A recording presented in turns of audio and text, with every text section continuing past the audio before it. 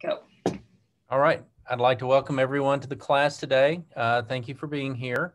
And those of you who aren't able to be here, now you're watching it at some point in the future. You're watching this on D2L.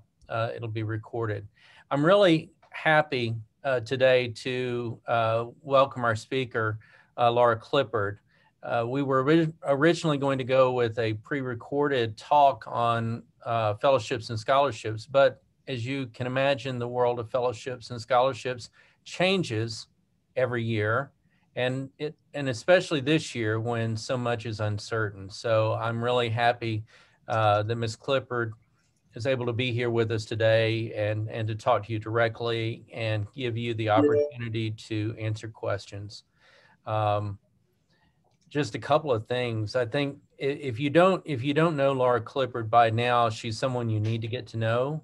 She's the coordinator for the Undergraduate Fellowships Office and one of our wonderful advisors here in the Honors College. An interesting thing about Ms. Clippard, among her many talents, she is herself a recipient of a Fulbright, and she had the opportunity to go to Japan. She has also helped countless students here at MTSU apply for Fulbright fellowships and apply for a full range of scholarships. So I'm really grateful to have her on the staff. I know the good work that she's done, and I think that there are many students out there who would attest to her dedication to students and helping them through the process. So with that, I welcome Ms. Clippard. Hello. I'm glad everybody is here today. Since it's a smaller group, if you want to unmute yourself and ask a question, or you can, of course, put it in the chat. My role is to help students find national opportunities, national scholarships, and you can be an honor student, but you don't have to be an honor student. So if you have a friend that is interested in one of these opportunities, then they can contact me. I have a PowerPoint that I'm going to do, but before I do that, I'm going to go through some resources with you. I guess the biggest thing about the fellowships is, from a student perspective, it's a bit overwhelming. So when you think about what study abroad scholarships are available or what opportunities are available overseas, you go to the list and there's 200 opportunities. And so I can help you with sorting through the best opportunities for you. Let me show you our website. So Dr. Phillips, can you give me a thumbs up if you can see that? Okay, so this is the Undergraduate Fellowships website, which is located on the Honors College. We really do have people that win these opportunities. So if we take a look, this is our list. Even with COVID going on, we had a lot of people win national opportunities. I'm going to go through a sampling of the opportunities that are available in just a minute, but please know there are tons of opportunities. Things from a community service award that pays $1,000 to English teaching, to something called the SMART grant, which can pay for undergraduate or graduate school in the STEM field. So there's a lot of good opportunities for students. And then additionally, there's a lot of resources for you. So some of the resources include living overseas after graduation. So sometimes students will say to me, I'm interested in the Fulbright, because with the Fulbright, you can do research, go to graduate school, or teach. But I usually tell students, if you're interested in the Fulbright, why not consider other English teaching programs? Why not consider the JET? Why not consider teaching in Spain if you speak Spanish? So there's a lot of great opportunities. And if you just look at our resources, which I'll go here in a minute, you can click on a few resources, and then there are, of course, additional resources. And again, this can be a little bit overwhelming. You can also use the same website to make an appointment with me. So if you would like to review the national opportunities, if you want to just discuss your goals and your dreams, you can either email me and request an appointment, or you can jump into the system and see when I'm free. With that, I'm going to start the PowerPoint. So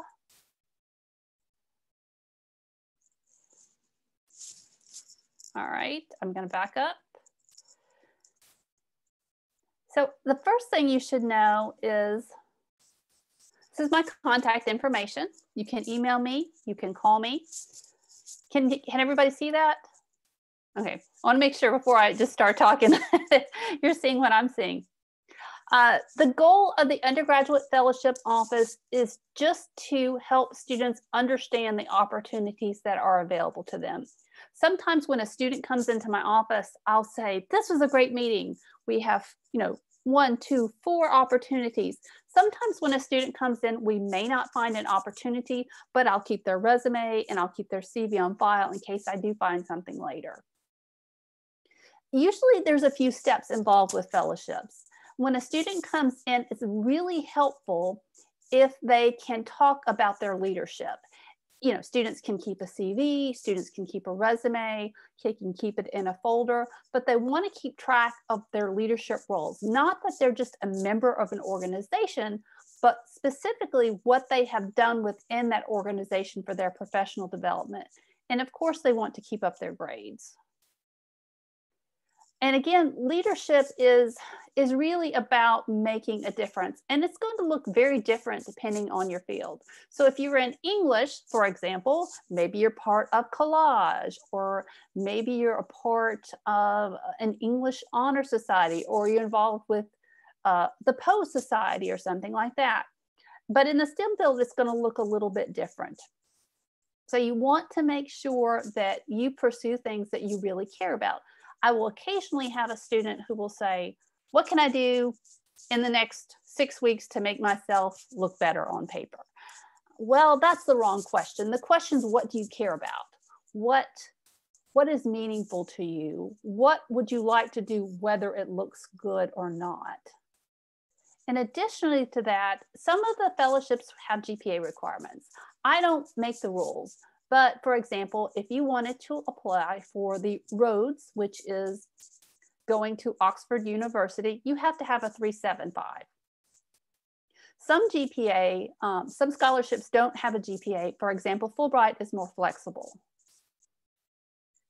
And the other thing you want to do, even in our environment, is you want to get to know your professors, and you want to make a list of questions before you talk to your professors. You want to talk to them about the material in the class. You want to ask about their recommendations. You want to talk to them about how to improve your grades. So you want to take their advice. Additionally, you may end up using some of these professors as references. And I think I won't put them on the spot, but I usually ask Dr. Phillips or Miss Lyons, what's the shortest time period? And I think they both said a day. So you don't want to do that. If you are applying for something and need a reference, in the ideal world, you want to give them 1 month. And you want to give them a CV, a resume, some material about yourself, and you want to tell them what you are applying for. So if you're applying for a leadership role, maybe they need to focus more on your intercultural skills. So you want to make sure you give them adequate time. In addition to that, I would say probably 95% of these fellowships require essay writing. And they require the most uncomfortable kind of essay writing, and that is writing about yourself. So I did apply for a Fulbright. I didn't get it the first time. I applied and got it the second time. But I had to sit down and write a 5-page personal statement. That was really hard. And I do this all day long. I looked at the paper and I said, what do I write? What you have to do with a personal statement is you have to really do some deep reflection. You can't just list your goals, but you need to be able to describe how you came to have those goals, and basically your life's journey. And that can be tough, but we can help with that. You also want to keep a resume or CV. Sometimes I get asked, what's the difference? And a CV is typically an academic diary, academic experience that's longer, that includes a lot of information.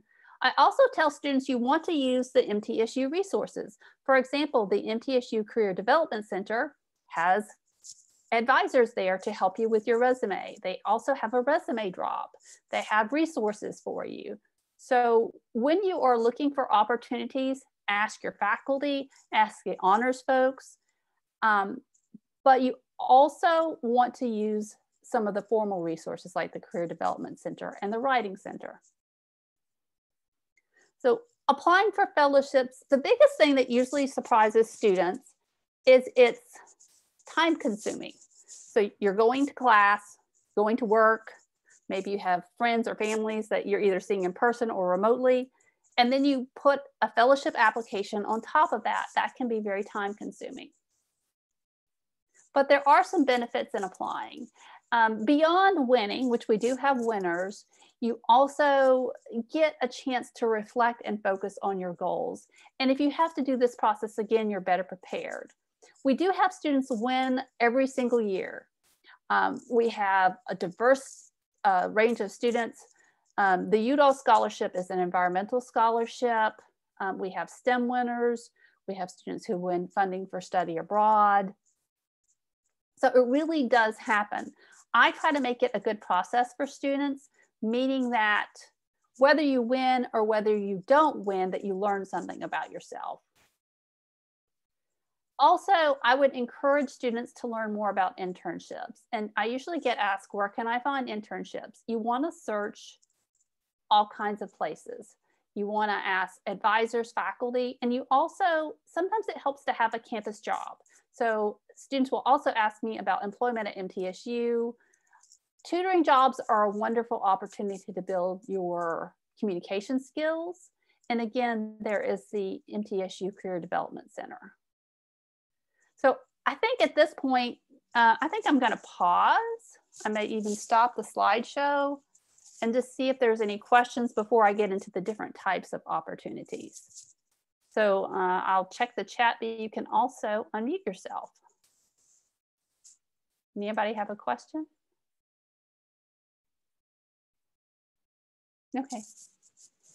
Well, I will then share. Well, sorry. Okay, go ahead. What internships do you guys focus on with, the Honors College? I'm an economics major myself, and I often see, if you're talking to an insurance person, they talk to you about, insurance internships and economics, anything to do with finance. What kind of internships do you guys look for like honor students? Do you guys use a cumulative list or? Well, we have a list of resources, okay? For example, the Honors College itself doesn't offer internships. But for example, I know that Dr. Daniel Smith in economics, he has the Perry Institute, and he is very knowledgeable about different types of paid internships. So that would be one resource for you. They also have a person in the Career Development Center whose job is to develop internships. So internships are a lot like scholarships. You want to ask everybody that you know, but in your case, I would probably refer you to Dr. Daniel Smith and the person, in your Career Development Center. And you want to ask faculty as well. But we don't actually keep internships directly. Okay, thank you. Other questions?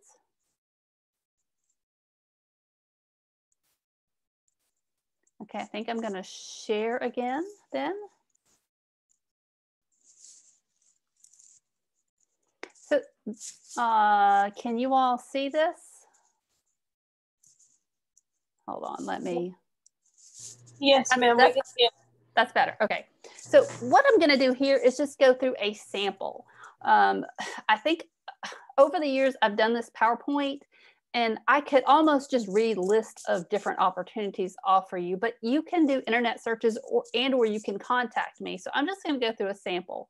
So these are the types of internships opportunities that you might explore. So the first thing I usually tell students is to think local. And I usually throw my hands up when I do this, okay? And I always say, you should apply for Eureka. Why? Because Eureka is here at MTSU. It is the Undergraduate Research Center, and their purpose is to help undergraduates do research and get paid for it.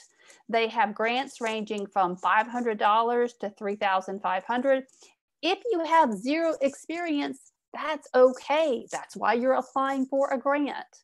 The person that runs it is Jamie Burris, and I always tell people she is the world's nicest person. She is so kind. She is so nice. If students contact her and they want samples or they have questions about how to do an application, she's very hands-on. Typically, you can apply for Eureka Funding for any semester. So you can apply in spring, summer, or fall. You do have to have a mentor and project, but on her website, she has a list of mentors. You can also talk to your department chair. You can talk to your professors. You can also contact her directly. Again, I have known her to give samples out, and it's very hands-on. If you did a $500 Eureka grant this next spring, you would do 60 hours worth of research. And when I say research, that can also include creative projects. I had a student who wrote a novel. You can do poetry. So you can do, your typical STEM research, psychology research, but you can also do something in the creative realm. There's also, let me make sure I didn't miss anything there. Miss Clippard? Yes. I don't know if maybe this is just me, but what we're looking at right now is your presentation screen.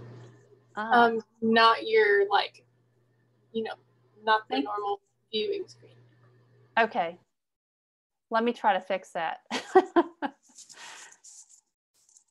That's what you call a user error, right? On my part. Is that better? Yes, ma'am. Okay, thank you for telling me. My favorite thing that I've done is I meet individually with students and we talk about their essays. Is I'll start talking about the essay and they'll go, I can't quite see it. I'm like, oh yes, I need to do that. So I also want to talk a little bit about studying abroad. And there was a remote study abroad fair this past week, but I want to just touch on, this is a very common question I get. How do I pay for my study abroad? And while we won't spend a lot of time on this, I want to go through the basics. You can use your current financial aid. So if you receive the lottery in the fall or spring, then sometimes you can use that lottery for your study abroad. The Honors College also has scholarships, and Miss Goers can provide information about that. And then there are a list of national scholarships. Some majors and some departments provide scholarships. For example, I know that business and liberal arts both have special scholarships. There's also tons of information on the Education Abroad website. You can get scholarships straight from them. The Bridging Scholarship is example, it's one listed. You can also get the Phi Kappa Phi, which I will mention Phi Kappa Phi in a few minutes, but they have study abroad scholarships, Fund for Education Abroad. So there's a lot of different opportunities. One of the scholarships that we've been very successful is there's a scholarship called the Gilman. And the Gilman is seeking to send diverse students overseas. You do have to have a Pell Grant, okay? And you do have to go overseas at least 3 weeks. But about 45% of students have a Pell Grant. And it doesn't matter if it says studying 3 weeks in one country, but actually it can be in a variety of countries. So you can split it between countries. These programs don't fund study abroad, but they do provide other options. So for example, If you are a freshman or sophomore, we have something called the Summer UK Fulbright. And it is 3-7. And a couple of years ago, we had at least 2 people selected. And they went over 3 or 4 weeks during the summer in the UK and one learned about film and one learned about social justice. There is the Critical Language Scholarship, which the deadline is today, okay? But it is language study for languages that are not currently taught, about 20 hours a week. Typically you go to a foreign country, but they have said in this cycle, if you can't go to that foreign country, they will do it remotely. Here is, and I'll leave that up just for a minute. Here's a list of the languages. Some of them require prior language study. For example, you would need to have completed Japanese 2020 this spring in order to apply for the Japanese CLS. But some of them don't require it at all. The biggest thing is that you have to be able to tie the language to your career goal.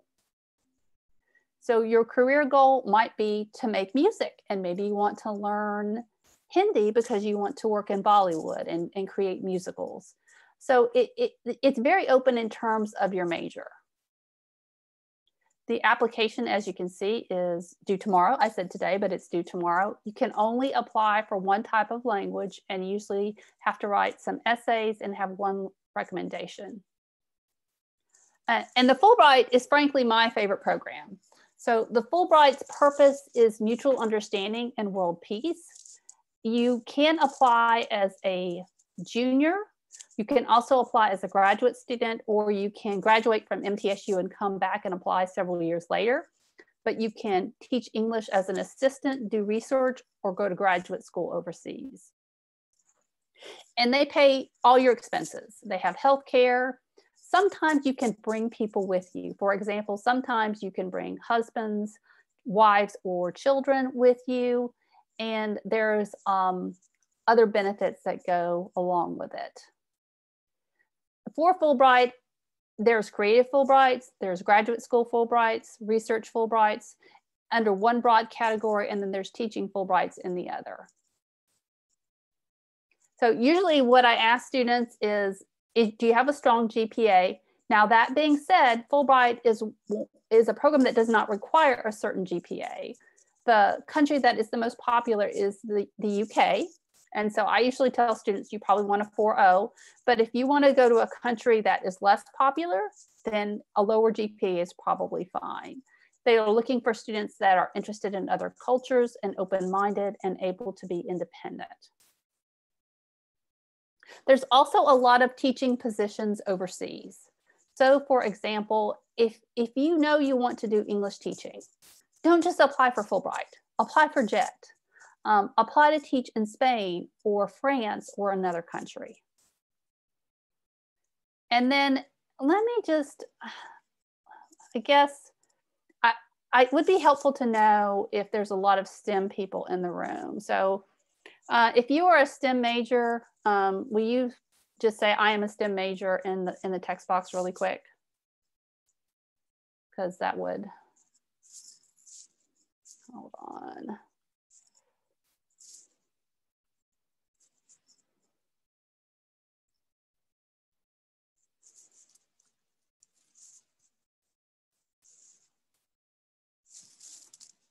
Oh, stop share. Okay, let me look.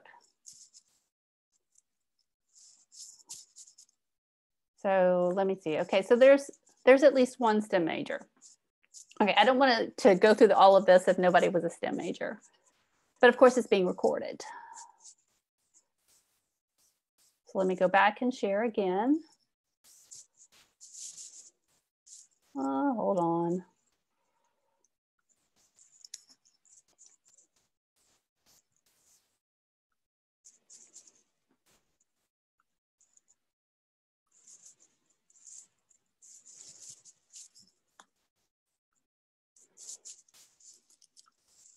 All right.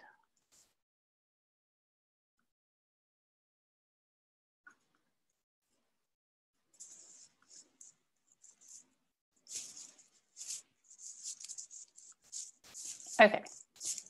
So in terms of STEM opportunities, there are STEM opportunities you can apply for when you are an undergraduate. For example, we had a lot of students that got REUs. Some of them were able to do remote REUs. And an REU is when you do research at another university. They pay you $4,000 to $7,000 and you're part of a small research team. You don't come up with a project, but you join an existing team. We also have a scholarship called the Goldwater, which is for people who plan to get a PhD and do research. And Jared Frazier is in the Honors College, and he was the past winner, and you can get up to $7,500 for that. And then there's also a lot of resources for paying for graduate school. So we had 2 students receive this last year. This is an NSF graduate fellowship, and it pays up to $30,000 plus $12,000 for graduate school. And it's really nice because you can apply both as a graduating senior, and if you don't get it, you can also apply in graduate school. There's also opportunities connected to political science or service. So the Truman Scholarship is $30,000 for graduate school for students who want to work in some type of public service and want to be a change agent in our society. They're looking for someone that has good community and public service involvement. The Udall Scholarship, which Destiny did win, but it is for people who care about environmental issues. There's other types of opportunities, and I may, let Dr. Phillips talk just a minute about Phi Kappa Phi, but every year we have, the last few years, we've had a Phi Kappa Phi fellowship winner, and we had a student who got $8,500 for graduate school. They also have study abroad and other types of opportunity. So Dr. Phillips, are you there? Do you want to say something?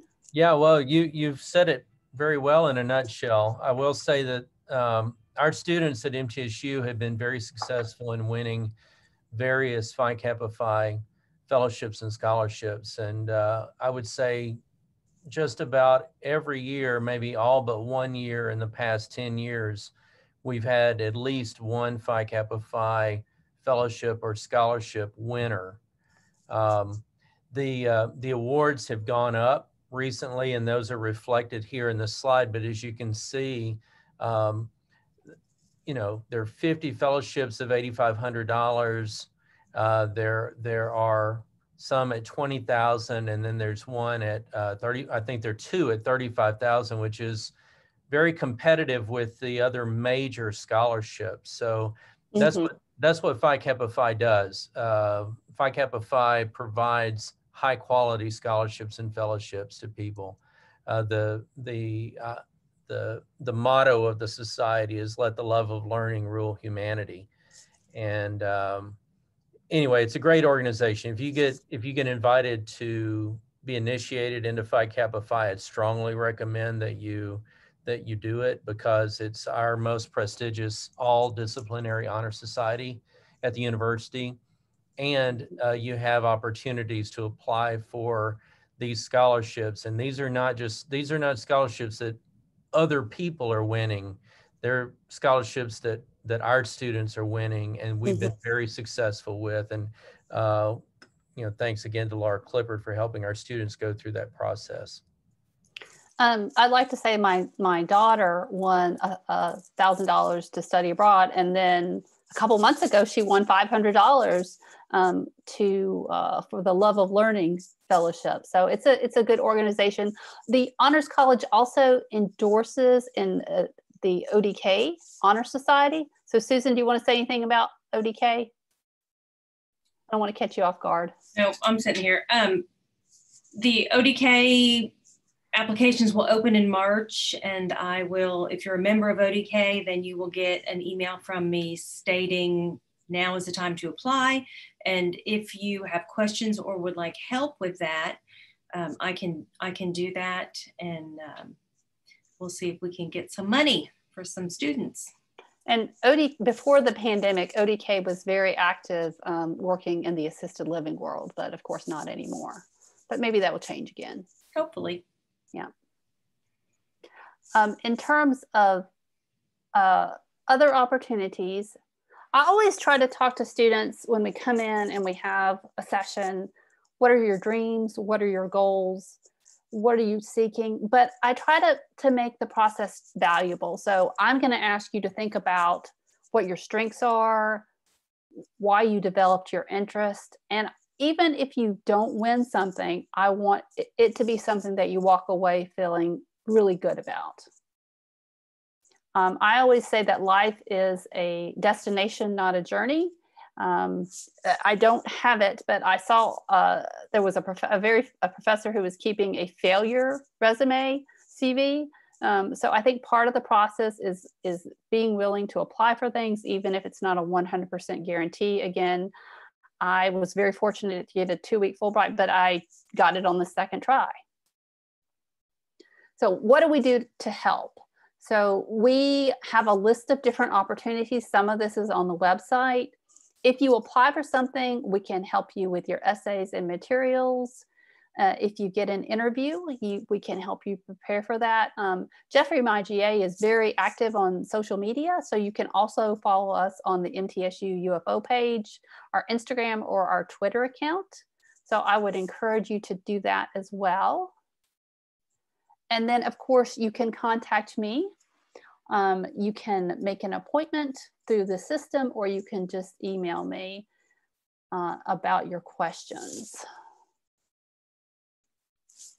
Again, I don't want to try to list all the opportunities for you, but I want you to know that I'm here to support you as a student. We have a wonderful honors team that pitches in and helps with the different applications, and we will do our best to make it a good process for you. So at this point, I think I'm done a few minutes early, but that's okay because I can take questions.